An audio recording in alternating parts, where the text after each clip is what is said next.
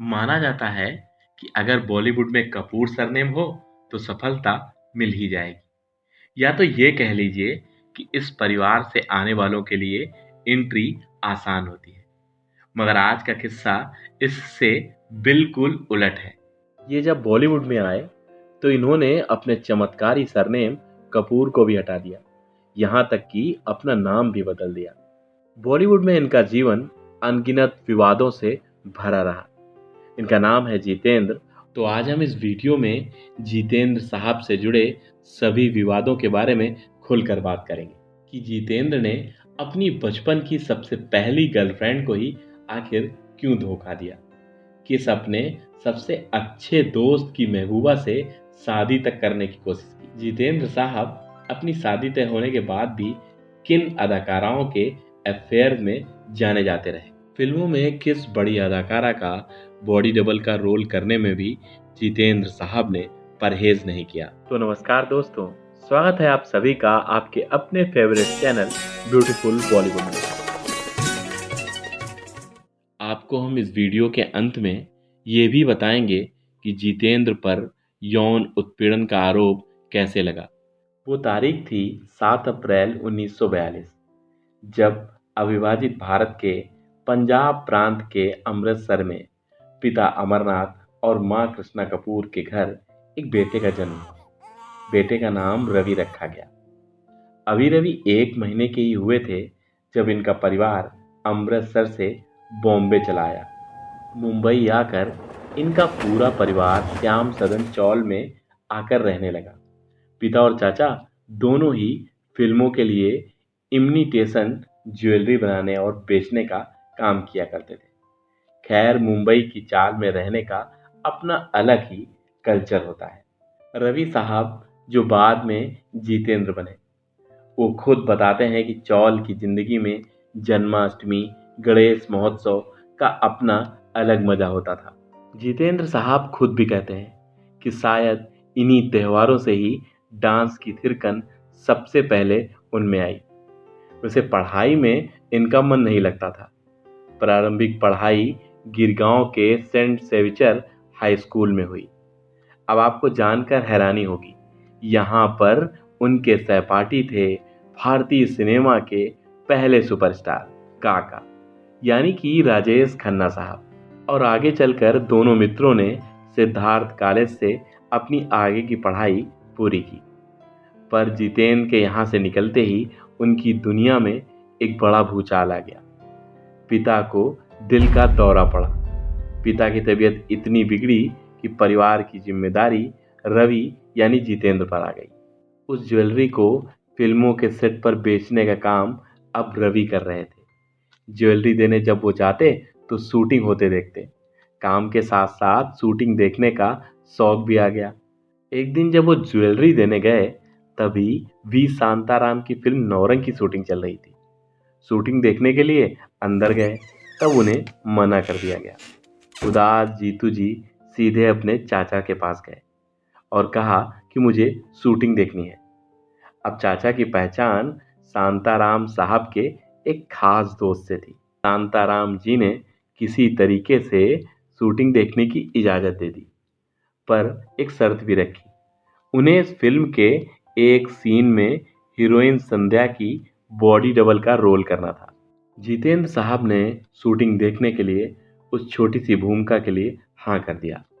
इधर जब पढ़ाई खत्म हो चुकी थी, बिजनेस में बिल्कुल मन ही नहीं लग रहा था, तो जितेंद्र साहब को लगा क्यों ना फिल्मों में एक छोटा मोटा रोल ही कर लिया जाए। और काम के सिलसिले में उन्होंने खुद ही जाकर वी शांताराम से बात की। शांताराम जी उनकी बॉडी डबल वाली रोल की लगन को देख चुके थे। उन्होंने जूनियर आर्टिस्ट के तौर पर जितेंद्र यानी कि रवि साहब को रख लिया।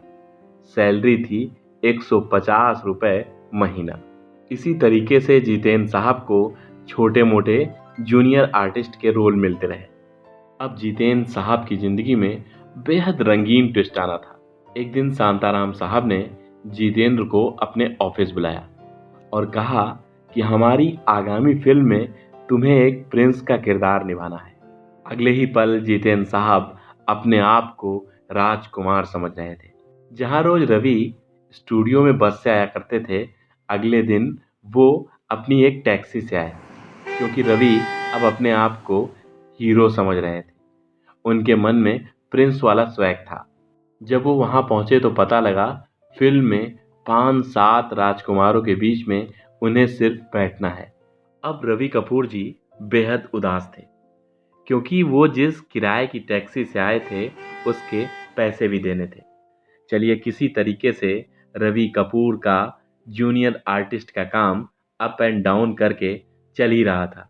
फिर एक दिन वो आया जब डायरेक्टर शांताराम जी ने अपनी नई फिल्म सेरा के लिए इन्हें काम दिया और कहा कि इस फिल्म में तुम्हारा एक डायलॉग भी है। पर उस दिन कुछ ऐसा हुआ कि रवि जी यानी कि जितेंद्र जी लगभग 1 घंटे देरी से पहुंचे। शांताराम का गुस्सा आसमान पर था। शांताराम ने अपनी पूरी टीम से कहा कि रवि का हिसाब कर दो और उसे वापस भेज दो। जहां जीतू जी की गाड़ी थोड़ा सा चल रही थी, वहीं एकदम से स्टॉप आ गया। जीतू जी बेहद परेशान थे। अपने पिता और चाचा से बात करने को कहा। पिता ने कहा कि तुम्हारा पढ़ाई में तो मन लगता नहीं, बिजनेस तुमसे हो नहीं रहा, एक्टिंग में गए तो वहां से निकाल दिए गए। अब जीतू जी सीधे मेकअप मैन के पास गए और उनसे बड़ी मिन्नतों के बाद अपना मेकअप करवाया और सीधे डायरेक्टर शांताराम के पास पहुंच गए। वहां शांताराम के सामने पहुंचते ही खूब रोए। शांताराम समझ गए थे कि अब उन्हें उनकी गलती का एहसास हो गया है। बड़ी मुश्किलों के बाद शांताराम ने उन्हें सेरा फिल्म में काम दिया। अब बारी आई डायलॉग बोलने की। जब उन्हें डायलॉग बोलने को कहा गया तो उन्होंने लगभग 30 टेक लिए, पर डायरेक्टर शांताराम ने इस पूरे किस्से को बिल्कुल नज़रअंदाज किया, क्योंकि शांताराम जितेंद्र की शिष्टता और मेहनत के कायल थे। उन्होंने अपनी अगली फिल्म गीत गाया पत्थरों के लिए जितेंद्र को स्क्रीन टेस्ट के लिए बुलाया। अगले ही पल जब जितेंद्र स्टूडियो पहुंचे और स्क्रीन टेस्ट दिया तो उनकी बचपन की जो थोड़ा सा तुतलाने की समस्या थी वो सामने आई। पर जितेंद्र ने शांताराम जी से वादा किया कि वो उन्हें महज 15 दिनों का समय दें। और हुआ भी कुछ ऐसा ही। जितेंद्र साहब की कड़ी मेहनत के बाद ये फिल्म बनकर तैयार हुई और बनने के बाद जब पर्दे पर आई तो टिकट खिड़कियों पर ऐसी भीड़ थी कि भीड़ को संभालना मुश्किल पड़ रहा था। शायद बॉलीवुड भी कह रहा था कि कई सालों बाद इतनी भीड़ टिकट खिड़कियों पर दिखी। वैसे इस फिल्म के बनने के पहले जितेंद्र रवि कपूर थे, पर आज रवि जितेंद्र बन चुके थे। पर जितेंद्र से सुपरस्टार जितेंद्र बनने की कहानी और भी रोचक है। इसके बाद जितेंद्र साहब की फिल्में तो आईं, पर कोई ऐसी सुपर डुपर हिट नहीं थी जो जितेंद्र को सुपरस्टार बना दे। साल आया 1967 और फिल्म आई फर्ज। इसके बाद जितेंद्र साहब ने कभी पीछे मुड़कर नहीं देखा। दो भाई, धरती कहे पुकार के, वारिस, खिलौना जैसी न जाने कितनी सुपर डुपर हिट फिल्में दी। समय वो था कि जितेंद्र के साथ उस समय की बड़ी से बड़ी अदाकारा काम करना चाहती थी। चलिए अब बात कर लेते हैं जितेंद्र साहब के प्रेम प्रसंगों की। प्रेम संबंध बनाने में जितेंद्र बचपन से ही बेहद होशियार थे। शोभा इनके बचपन की दोस्त थी। शोभा जी जब 14 साल की थीं, तब जितेंद्र इनकी जिंदगी में आए। जितेंद्र साहब ने मरीन ड्राइव पर शोभा जी को पहली बार देखा और देखते ही उनके दीवाने हो गए। मस्करीवश मूंगफली का दाना उन पर फेंक दिया। तो पहले तो कुछ तकरार के बाद में तकरार प्रेम संबंधों में बदल गई। दोनों एक साथ काफी समय बिताने लगे। वैसे ये वो समय था जब शोभा जी को ब्रिटिश एयरलाइंस में एयर होस्टेस की नौकरी मिल गई थी। अपने काम के सिलसिले में शोभा जी को अधिकतर विदेश में ही रहना पड़ता और चाह कर भी दोनों आपस में मिल नहीं पाते थे। जितेंद्र साहब को भी बड़ी बड़ी फिल्में मिलने लगी थी और बड़ी बड़ी अदाकाराओं के साथ काम करने का मौका मिल रहा था। सबसे पहले बात करते हैं रेखा जी की। रेखा जी जितेंद्र की बहुत बड़ी फैन थी। वैसे लोग कहते हैं कि रेखा जी अपनी तकिए के नीचे जितेंद्र की फोटो रखकर सोया करती थी। इत्तेफाक कुछ ऐसा हुआ कि दोनों को एक फिल्म में काम करने का मौका भी मिला। फिल्म थी एक बेचारा। यहीं से दोनों के बीच मोहब्बत की कहानियां खूब मीडिया में आई। वैसे एक बेचारा फिल्म एक बड़ी हिट रही। अगले ही कुछ दिनों में एक और फिल्म इन दोनों ने साइन की। फिल्म का नाम था अनोखी अदा। अब रेखा और जितेंद्र की मुलाकातें इतनी बढ़ गई थी कि हर बॉलीवुड के चाहने वाले की जुबान में रेखा और जितेंद्र का नाम था। बॉलीवुड के गलियारों में एक तबका वो भी था जो कहता था कि जितेंद्र शोभा से ही प्यार करते हैं, पर रेखा जी को जब ये बातें सुनने में आती तो उन्हें बहुत बुरा लगता। इन्हीं कुछ कारणों के बीच दोनों के बीच तकरार बढ़ने लगी। ये तकरार इतनी बढ़ गई कि कभी कभी शूटिंग के बीच में भी लड़ाइयाँ होने लगती। इसी बीच रेखा ने जितेंद्र के मुंह से कुछ ऐसा सुना कि उसके बाद रेखा और जितेंद्र कभी एक न हो सके। कहते हैं कि रेखा ने जितेंद्र को कुछ जूनियर कलाकारों से ये कहते हुए सुना कि रेखा तो मेरा सिर्फ टाइम पास है। बस बात यहाँ से खत्म हो गई। पर आप ये मत समझिए कि जितेंद्र साहब के प्रेम प्रसंगों के किस्से यहाँ से खत्म हो गए। अब जितेंद्र का दिल हेमा मालिनी ड्रीम गर्ल पे आ गया, और तो और वो हेमा मालिनी जी से शादी भी करने वाले थे। पर आपको असली मजा तो तब आएगा जब आप जितेंद्र और हेमा की शादी का पूरा किस्सा सुनेंगे। इससे पहले जान लीजिए हेमा मालिनी को जितेंद्र ने किस अपने सबसे अजीज दोस्त से चुराया था।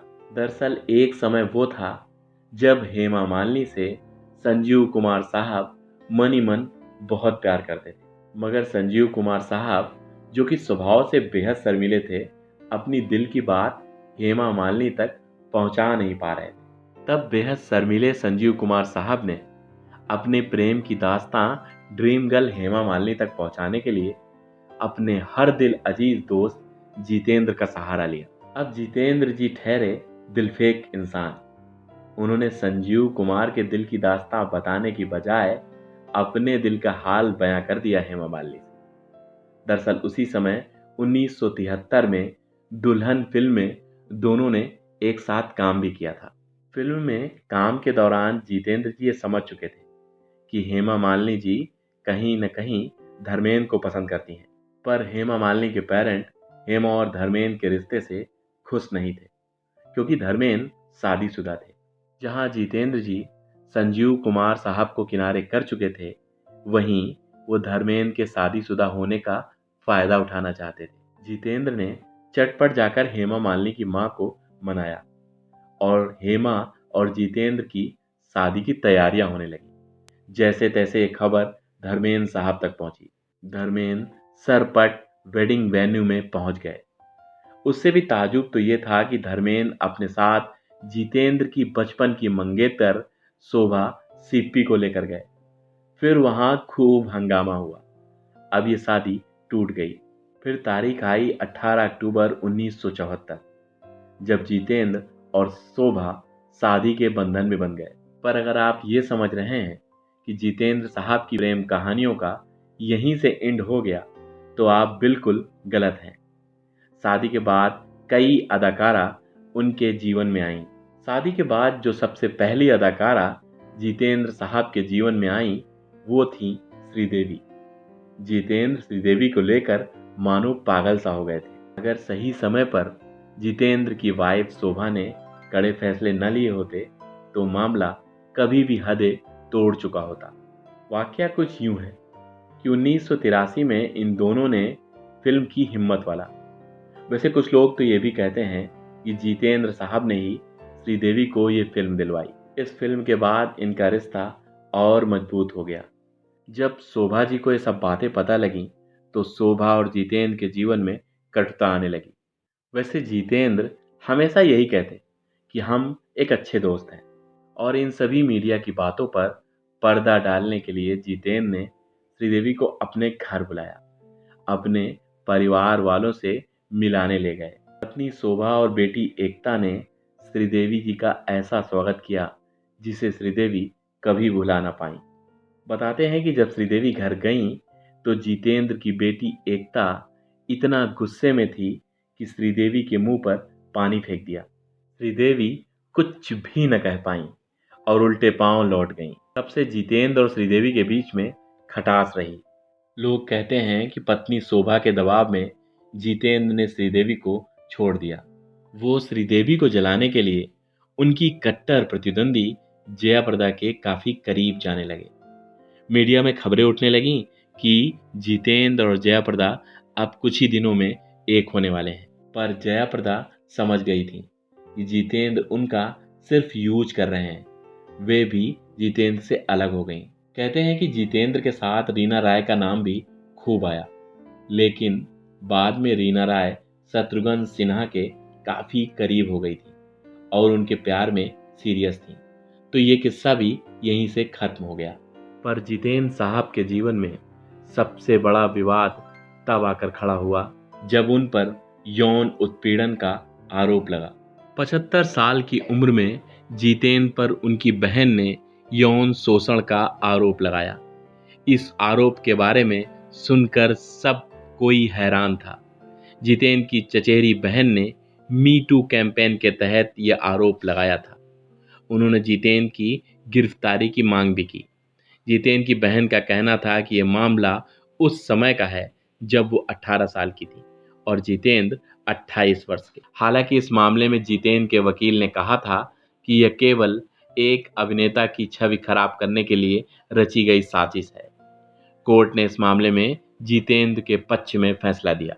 लेकिन इन सभी विवादों से परे जितेंद्र एक बहुत ही बेहतरीन एक्टर थे।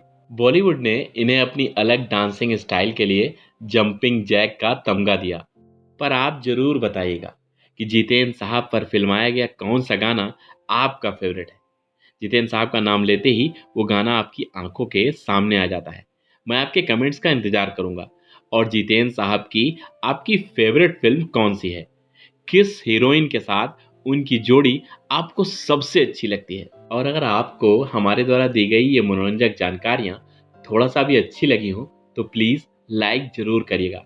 आपका एक लाइक हमारे द्वारा किए गए 10-15 घंटों की मेहनत को साकार करता है।